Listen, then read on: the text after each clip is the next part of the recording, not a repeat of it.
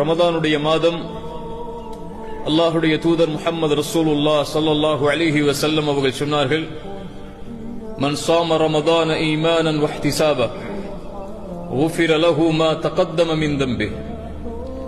யார் ரமதானுடைய மாதத்தில் ஈமானோடும் நன்மையை எதிர்பார்த்தும் நோன்பை நோற்பாரோ அவருடைய முன் பாவங்கள் அனைத்தையும் அல்லாஹ் மன்னிக்கிறான்.